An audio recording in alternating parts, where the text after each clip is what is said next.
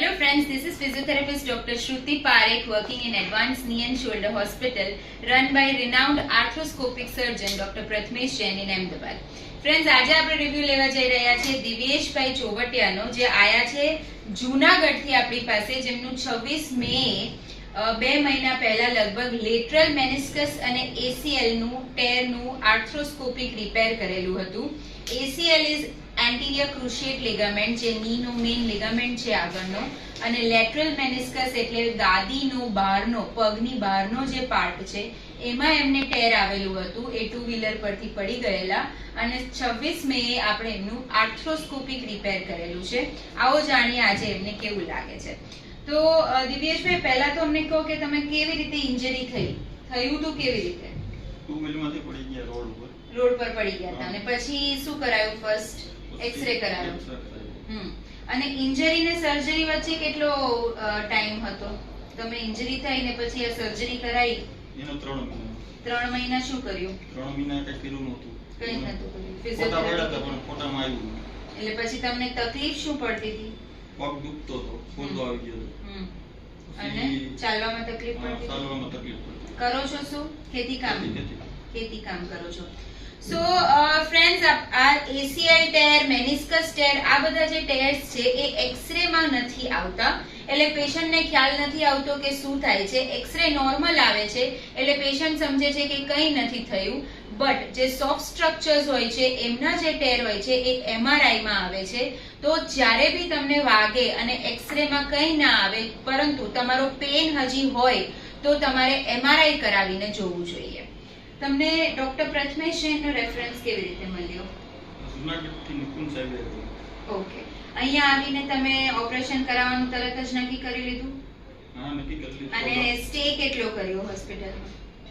કેટલા વખત રહ્યા અહીંયા? 1 દિવસ. 1 દિવસ રહ્યા. અને ઓપરેશન કેટલું લાંબુ ચાલ્યું હતું? જોયું હતું તમે જાતે? 3 કલાક. 3 કલાકનું ઓપરેશન ચાલ્યું હતું. 3 કલાક એટલે બધું થઈને પહેલેથી છેલ્લે સુધી મેઇન પ્રોસિજરમાં આપણને લગભગ 30-45 મિનિટ્સ થઈ હશે, રાઈટ? તો પેશન્ટને સ્પાઇનલ એનેસ્થેસિયા આપવામાં આવે છે અને પેશન્ટ જાતે પોતાનું ઓપરેશન જોઈ શકે છે. 30 to 45 મિનિટ્સમાં ઓપરેશન પતી જાય છે, અને ટોટલ બધું થતા પેશન્ટને બહાર આવતા 2 થી 3 કલાક થાય છે. ઓકે, તો આજે આપણને થઈ ગયા છે 2 મહિના થઈ ગયા છે. કેવું લાગે છે તમને? પહેલા તો તમારો રિવ્યુ જણાવો, પછી તમે અમને બતાવી દો કે તમને કેવું લાગે છે. તો કમ્પ્લીટ એકદમ કોન્ફિડન્સ, અને ખેતી કામ કરી શકશો, રિઝ્યુમ કરી શકશો, બધું ચાલુ કરી દેશો જઈને? નહીં, બરોબર નો ચાલુ કરીએ, ધીરે એકદમ સરસ રીતે ચાલુ કરશો. હવે અમને એક વખત માર્ચિંગ કરીને બતાવો, જે મેં તમને હમણાં શીખવાડ્યું, કેવી રીતે કરવાનું છે. આવી ધીરે ચાલો. Very good. અને એક વખત એકદમ ધીરે. Very good. આવી જાઓ.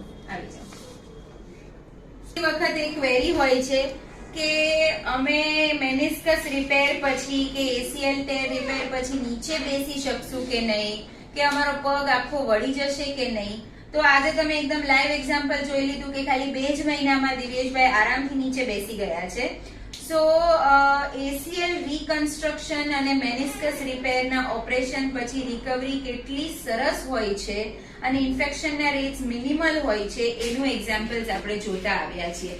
દિવ્યેશભાઈ, હવે તમે આગળ અમને એડવાન્સ ની એન્ડ શોલ્ડર હોસ્પિટલથી કેટલા ખુશ છો? બહુ ખુશ છો?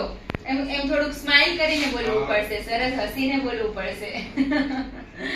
ઓકે, સો ફ્રેન્ડ્સ, આપણે જોયું કે આર્થ્રોસ્કોપિક સર્જરીઝ છે આજકાલ બહુ કોમનલી બધાને ACL અને મેનિસ્કસ ટેર્સ થઈ જાય છે. પહેલા એક્સરે થી અગર કંઈ આવતું નથી અને પેન કન્ટિન્યુ રહે છે, તો તમારે MRI કરીને જોવું જોઈએ, અને પછી આર્થ્રોસ્કોપિક સર્જન અને ઓર્થોપેડિક સર્જનને મળીને, આર્થ્રોસ્કોપિક સર્જનને મળીને સર્જરી તરત જ કરાવી દેવી જોઈએ. જેટલો ટાઈમ ઇન્ટરવલ ઓછો હશે ઇન્જરી ને સર્જરી વચ્ચે, એટલી રિકવરી સારી આવશે. We hope to deliver these kind of services throughout our life. Thank you very much.